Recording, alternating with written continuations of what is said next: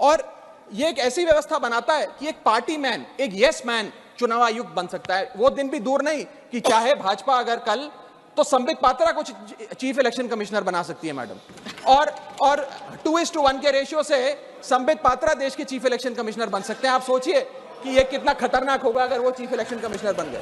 मैं आगे चलता हूं। पैरा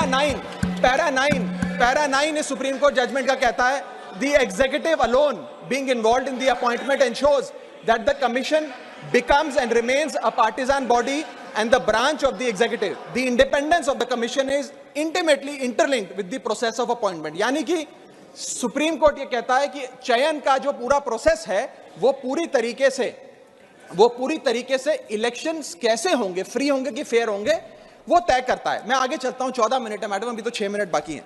सुप्रीम कोर्ट आगे अपने पैरा 186 में हाईलाइट करते हुए कहता है, a person who is weak kneed before the powers that be cannot be appointed as the election commissioner. A person who is in a state of obligation or feels indebted to the person who has appointed him fails the nation and can have no place in the conduct of elections, forming the very foundation of our democracy. An independent person cannot be biased. It is important that the appointment must be overshadowed even by a perception that a yes man will decide the fate of the democracy and all its promises. यानी कि केवल निष्पक्ष चयन ही होना जरूरी नहीं है, निष्पक्ष चयन जनता को नजर आना भी जरूरी है। It must not only be done, it must be seen to be done. ये सुप्रीम कोर्ट बात कहता है। मैं आगे चलता हूं।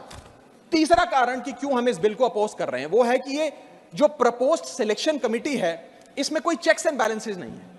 चेक्स एंड बैलेंसेस इसलिए नहीं है क्योंकि सारे फैसले तो सरकार के पक्ष में होंगे, 2 मंत्री सरकार के उसमें बैठे हैं, एलओपी को मात्र फॉर्मेलिटी के लिए इसमें बिठाया गया है, तो एक प्रकार का फिक्स्ड मैच इसमें नजर आता है। अब आप ही सोचिए, 3 मेंबरी समिति है जिसमें माननीय प्रधानमंत्री जी हैं, मान लेते हैं हमारे सदन के लीडर ऑफ ऑपोजिशन मल्लिकार्जुन खड़गे जी उसके सदस्य हैं, और 3rd मेंबर अर्जुन मेघवाल जी कानून मंत्री यहां बैठे हैं वो हैं।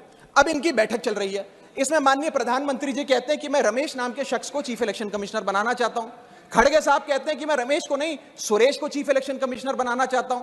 क्या अर्जुन मेघवाल जी जो इसी सरकार के कानून मंत्री हैं वो प्रधानमंत्री जी को ये कह सकते हैं कि नहीं प्रधानमंत्री जी रमेश ठीक नहीं है, खड़गे साहब ने जिसको नॉमिनेट किया है सुरेश, मैं भी उसी के हक में वोट देता हूं, उसका चयन हो, वो चीफ इलेक्शन कमिश्नर बने? ये तो हो ही नहीं सकता।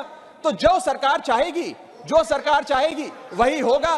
तो एक प्रकार से निष्पक्षता और स्वतंत्रता चीफ इलेक्शन कमिश्नर की खत्म करने का काम ये करती है।